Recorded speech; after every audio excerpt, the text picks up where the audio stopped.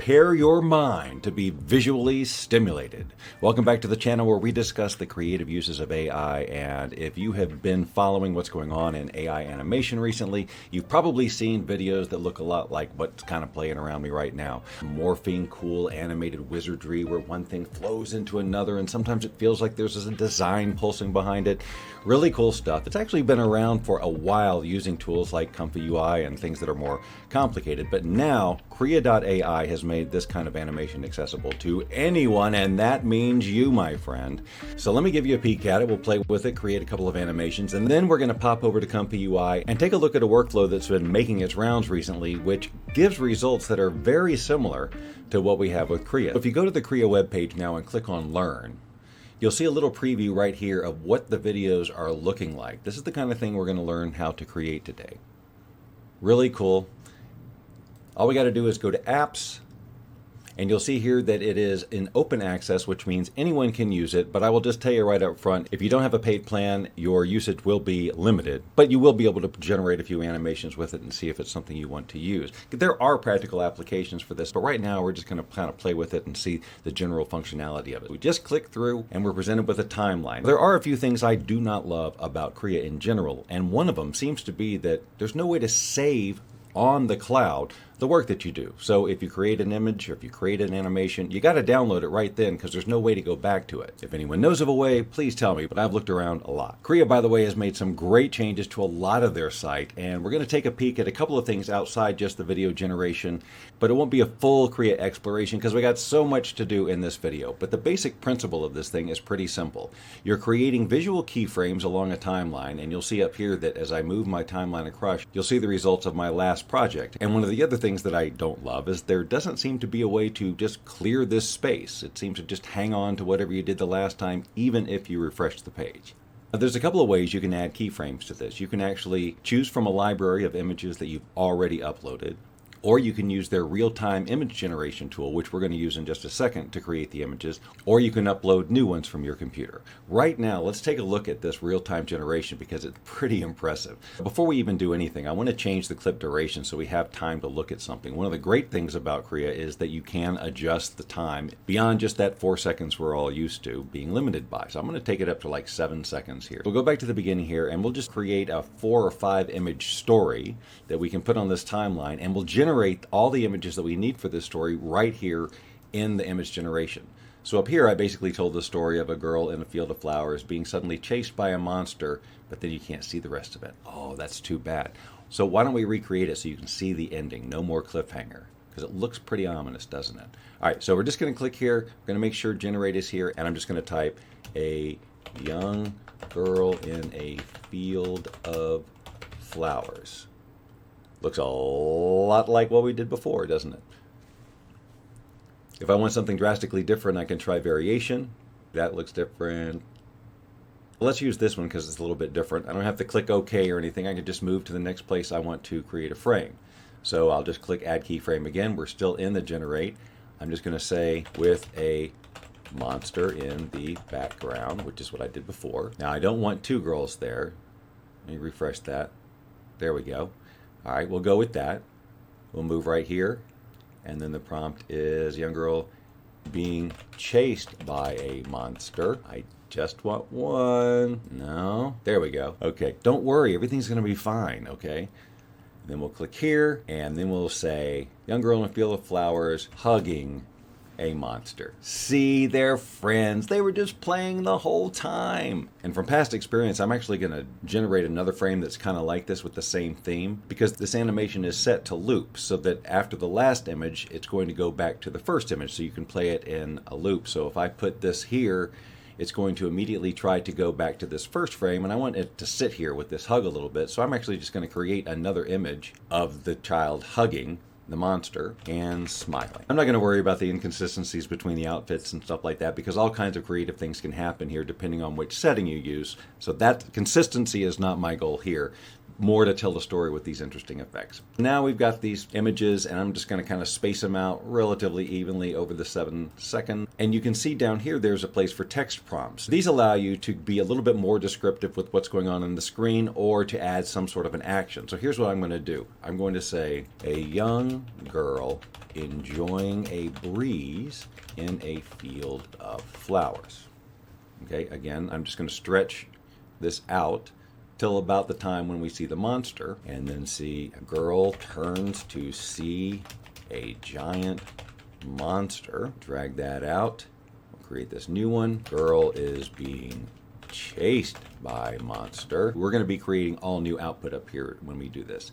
And then we'll say, young girl giving a hug to her monster friend. And because that is basically the image all the way till the end, I'm going to just stretch that out to the end, to 7 seconds. Now we can choose a style. Do we want it film so it's realistic? Do we want to render it so it has maybe more of a 3D look or some other affected look? Do we want to create an animation, or do we want to use the experimental? Well, I say we try all of them and see what happens. So first, let's click film and click generate. This happens in 2 passes. First, it goes through and creates a lower resolution of the video, and then immediately starts to go through an enhancement phase to sharpen things up.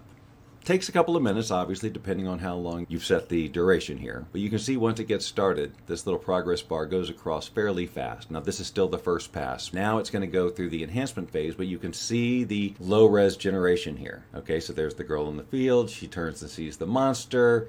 She's running. Oh, well, the monster didn't really chase her too much, did it? I mean, it was just sort of right behind her, and then they're hugging. The enhancement phase seems to take a bit longer than the first pass. All right, here we go. Here's the enhanced version. It's a lot more detail in the video. Looks really good. I love the effect. All right, so I'm going to download this, because if I don't, I seem to lose it forever. Let's choose render and generate that video. Okay, right off the bat, I don't see huge differences in the style. It maybe looks a little bit more AI-ish, but until it enhances, it's hard to tell. Now, you'll definitely tell a difference when we choose animation and experimental. While we're waiting this to hopefully complete, I'm going to go ahead and right-click each of these images and save them individually, because I want to take this same sequence of images and later use them in ComfyUI and compare the results. So after enhancement, this is what the render style looks like. Not unlike the film, but definitely has that sort of AI style. So here's the Krea animated style, very specifically illustrated. We are getting extra characters that we didn't ask for, but still looks pretty good. And this is the experimental render, and there's a lot going on here besides just sort of weirdnesses, but you'll see that there's sort of a circular pulsing if you look behind what's going on there, that the image is changing from circular motion as if a circle's coming from the back to the front. Maybe you see it, maybe you don't, but it is something to be aware of, because we're going to be trying to duplicate this as well when we go over to ComfyUI. I also told you the third way to add images on here is to just drag them from your computer. Because we can't just clear the timeline at this point that I can see, we have to go through and manually delete everything, which is how we lose everything. And let's just choose these images here. There's a couple of ways to get them here. You can drag them directly onto the timeline, but nothing seems to happen when you do that. Then you click on add keyframe and you'll find that, oh look, it's magically uploaded, and then you can go to the next thing. I think my brain likes better just to click where you want it, click it again, and then just drag the other image onto the frame, and then just move to the next one. Click it, drag, and finally this one, all fairly similar. Let's get one that's a little bit different. Let's expand this out so I got more room here. We're stretching out over the 7 seconds. As far as a text prompt, I'm just going to do one text prompt that goes over the entire thing. Clocks floating in rippling water. And then I'll add maybe some elements like drifting mist and raindrops, and just see what happens in terms of adding elements that aren't there right now. Just gonna drag that all the way across, and let's just start with the experimental style, because the experimental style seems to work with the concentric circles. So I just want to see what the effect is, and let's just click on generate video. There is the finished enhanced animation from Krea in the experimental style. The concentric circle pulsing from the back isn't quite as obvious here. Let's do a quick render in the film style and just see what the difference is. So just click on film, not change a thing, click on generate video, and wait. I'm finding that rendering times and even it working properly is somewhat inconsistent. It may be because this is new and people are hitting it a lot, or it may be because this is new and there are some bugs.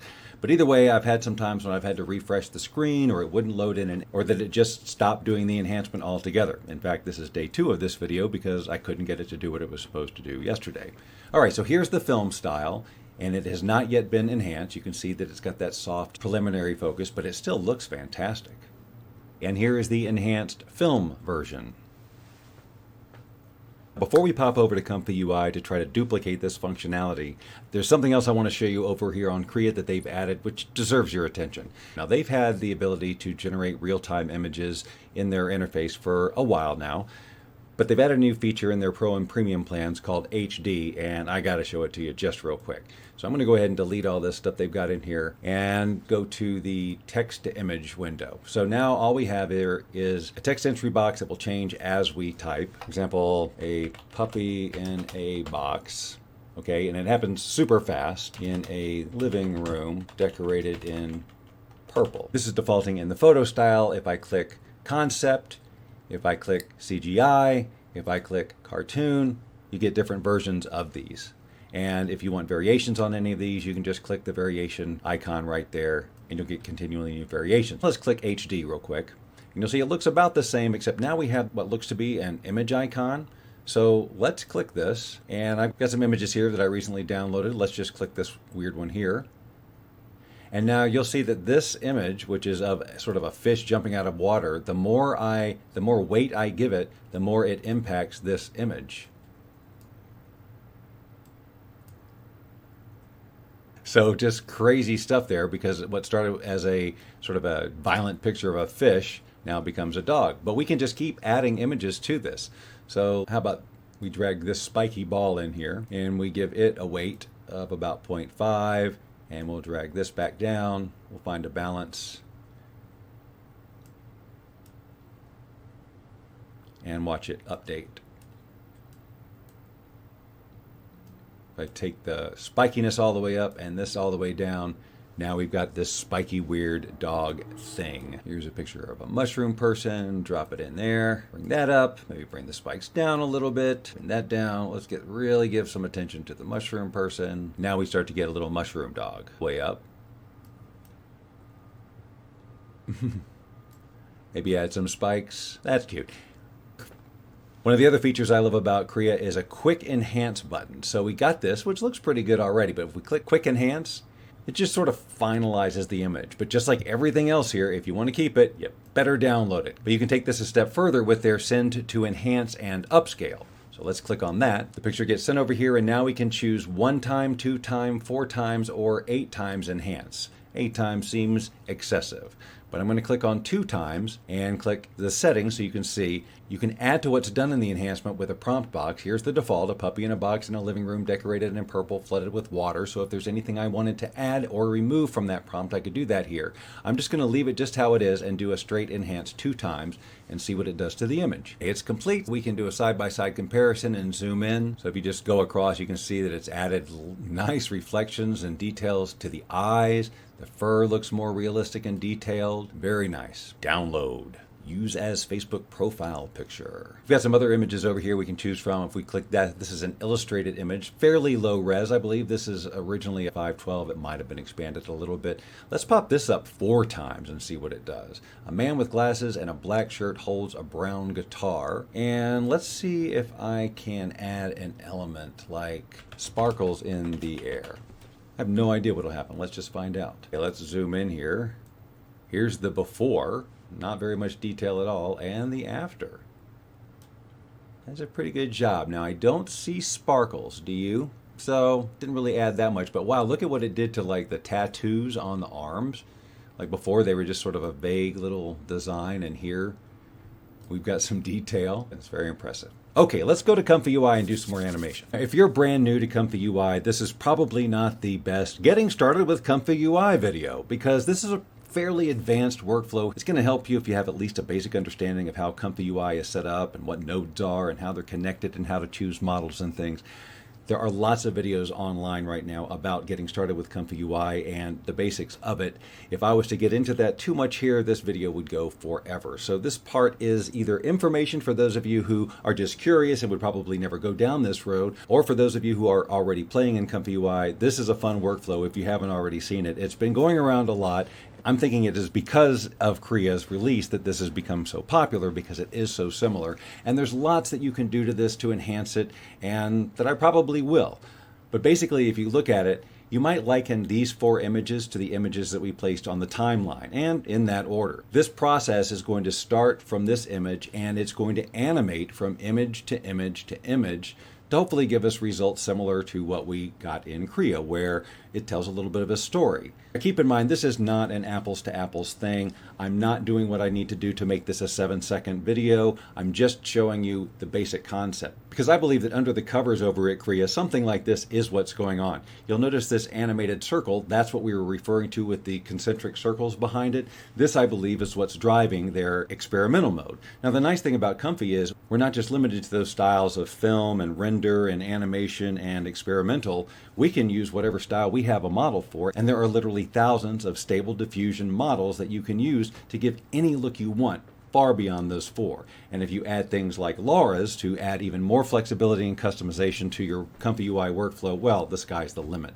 And KREA becomes a very basic tool. And I also believe that with a better understanding of everything that was going on here, you could duplicate the functionality exactly, down to scheduling prompts just like we did in KREA that says the girl's in the flowers, and then this happens, and then this happens in text form. Right now, we're just going to be using one text prompt to go across the whole thing. Now you see that I have loaded in the images that we exported from KREA before. The little girl standing in the field, being chased by the monster, and 2 of hugging the monster. I think we did maybe 5 images in the KREA example. This is set up to do 4, so we're going to go with 4 right now. I really don't want to get too technical in trying to explain what all is going on here, because, for example, this section here, I'm not sure what this is doing. I have theories, but I'm not going to try and explain it to you like I know what I'm doing. But basically, this section here is where we're loading various models to tell ComfyUI, we want it in this style, and we want you to animate it this way, and this is how big we want it. This section up here is used to animate everything. It's a process called Animate Diff. It's huge in the Stable Diffusion community right now. IP adapters, also a huge game changer in the Stable Diffusion world, because it allows you to turn images into prompts. So instead of typing a girl in the field of flowers, it looks at this picture and says, oh look, it's a girl in a field of flowers, and can actually add details that you may not have seen. This section here is some kind of masking that's going to take place over the course of the animation to say, well, we're going to highlight the process that we're doing where the white parts are.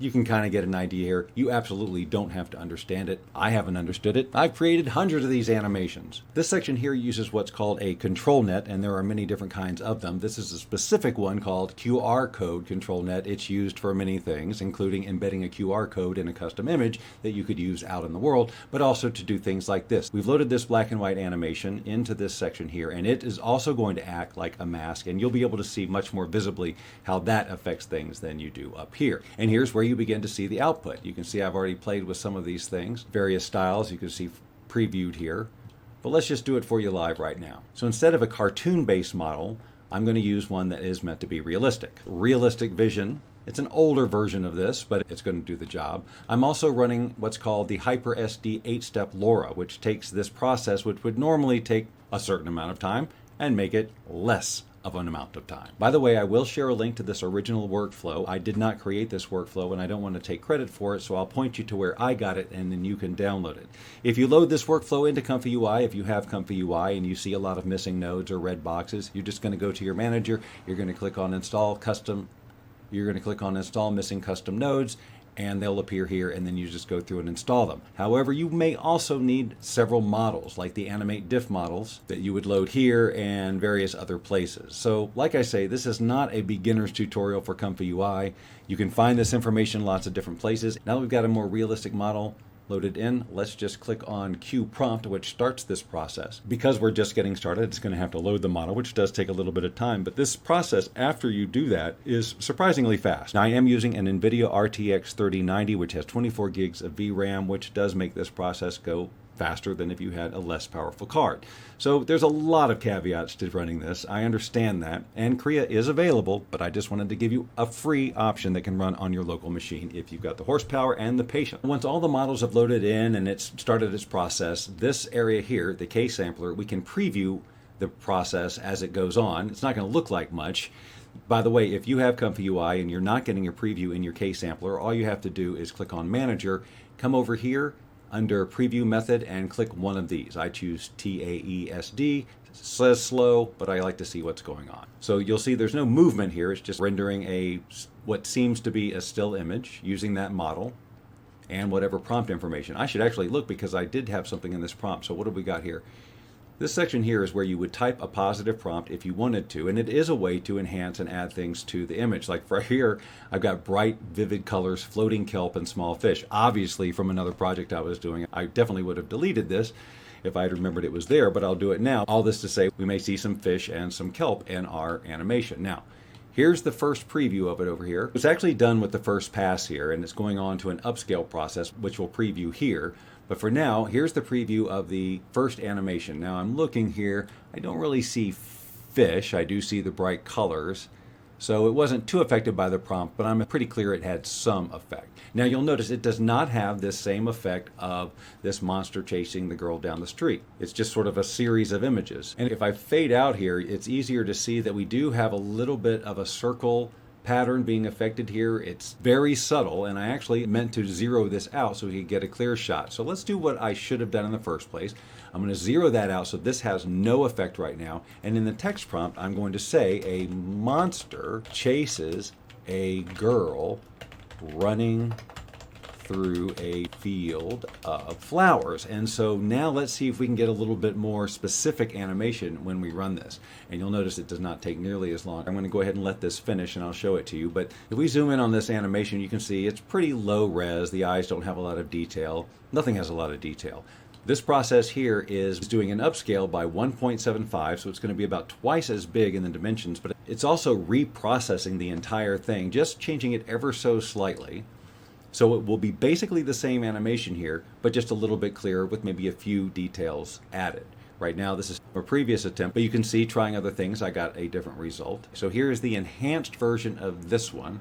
We can put them side by side, and also we can sync the preview. So hopefully you can tell big differences, especially around the eyes, of the detail that we've gotten here. Nice movement. I'm going to cancel this job. If we kept it going, it would do still another process on the video called interpolation, which will smooth out the frames even more between. Now here again, you can see a preview of other things I've done. If you like this kind of result, this is the kind of stuff you can get if you play with the right. And now we're going to cue this with the prompt, a monster chases a girl running through a field of flowers. We kept the same model, and we've eliminated this as a factor. So very quickly, things start rendering over here in the K sampler section because all the models are already loaded. We only have 11 steps to do here because we're running the Hyper SD LoRa, which speeds things up significantly, and you could probably get this even faster. But this seems to have created a couple little monsters back there. There she is in the field. Now they are running more. I think the biggest problem that I have here is I'm just not giving it enough time. That entire animation is maybe, what, 3 or 4 seconds as opposed to 7, so I'm not giving really enough time for the story to unfold. I think you can see the potential here. We've got monsters, we've got the girl, we've got running because we said to run, and I think that really definitely helped. We've got an extra girl, which we didn't ask for, but hey, she should have a companion if she's being chased by a monster. Now let's try a completely different style, something like Woolitize. Now this is a model I downloaded forever ago. It makes everything look like yarn. I can't believe I've never tested it with one of these things, so we're going to. I'll keep the prompt the same because all we really want to change is the look. I'll go ahead and stop this because we don't really need to see the upscaled version. In this case, I will take this control net, this circular motion, and I will give it a lot more strength. I'll put it up here to around 50. I'll keep these other settings the same for now. It takes a lot of experimenting, and the impact is not necessarily the same from animation to animation, so you just got to experiment with those things. So now let's go ahead and click on Cue Prompt and see what we get. What I'm wanting is for this animation to be created in a wool style, and now the images are starting to render. That is a holdover from last time, which seems to happen. Don't worry, that's going to go away. And here we go. Now you can see very clearly already the impact of upping the strength of that control net to 0.57, because that circle is very clearly seen. Now, it won't be that dark at the final render, but you can tell it's going to have a much bigger impact. I'm trying to determine whether that looks like wool or not. I guess it does a little bit. Yeah. She's definitely wearing wool. The flowers look like wool. Well, we'll see. Well, it's wool-ish. Not as woolly as I wanted it to be. So I'll tell you what I'm going to do. I'm going to enhance that with a prompt. I'm going to go over here. A monster made of wool chases a fuzzy wool girl running through a field of woolly flowers. It's still a cool effect, but let's just run it one more time with that enhanced prompt, and then we'll let it upscale and see what we've got. Okay, here's the first pass. It looks about the same as the last pass, so I'm going to go ahead and let it do the enhancement, because that will make a difference. And in the preparation for our next test, I'm going to change this animation to a different design, to a square, not that square. So now it's more of a concentric square. I'm going to take that down a little because that was really extreme, maybe into 39, close to 40, and we'll use that for our next set of images, which we can actually be loading, because the wonderful thing about ComfyUI is that it works in queues. So I could change everything here and click on queue, and it will still continue to render this job until it's done. Let's get some more images from the hard drive. Let's use these mushroom people because they're very interesting. This is almost done. When this is done over here, when this upscale is done here, it will send it over here and we'll see the upscaled video version. And there you go. So it's not as woolly and fuzzy as I wanted. That's probably just tweaking, and you definitely get the effect, but you can see the detail improvement. And by the way, when you keep going, it gets even more improved. There's another little bit of an upscale that happens over here. It's in progress now, but I'm not going to take the time to do it right now. So I'm going to go ahead and cancel that. And now this one is basically ready to run, except I don't want it to be a monster made of wool.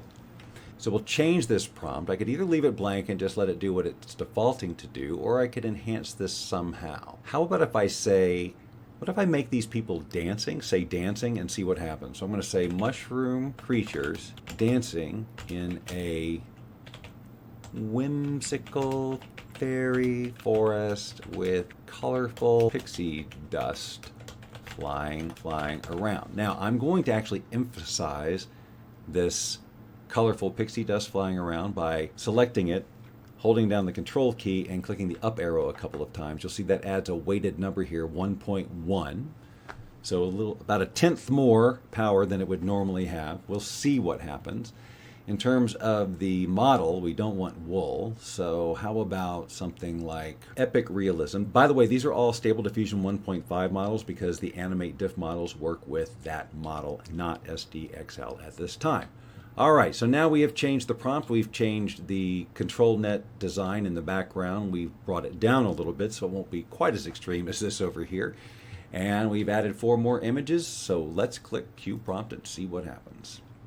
You'll notice that I'm using a square aspect ratio for all of these. I'm starting my latent image here is at 512 by 512, but as it says here, if you want other resolutions, 16 by 9, either portrait or landscape, it suggests using either 320 by 568 here, or you could switch that for landscape, or even higher if your card will support it. If you make those changes, you also have to go over here to the Upscale with Models section, and you're going to need to make sure that is also a 1-to-1 aspect ratio. So if you go 512 by 512, it needs to be 1080 by 1080, and if you were to do 320 by 5, this would be 1080 by 1920. You follow me? Good. All right, well, here's what we got so far. Here's the low-res version. They don't seem to be really actively dancing. It's more like just standing there walking around. I could go back to the prompt, choose dancing, and maybe up that a little bit, and maybe say dancing wildly, flailing arms. I'm asking a lot, I know it. You're not really even supposed to need to use a prompt here. And speaking of prompts, there's something called prompt scheduling, which would replace this block here.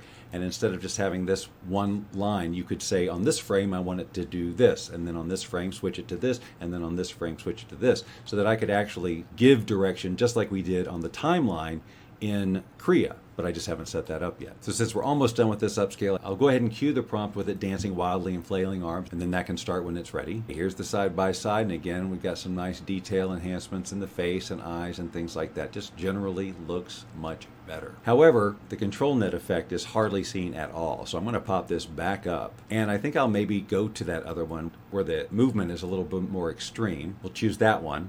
We'll up it here, and we should be able to tell a difference. I'm going to cancel the one we started before because I know I want to use that other square control net that's going to be more obvious. So I'll just re-queue the prompt and let it start over with those new settings. Here's the one where we say dancing wildly and flailing arms. We definitely have more motion in the arms, right?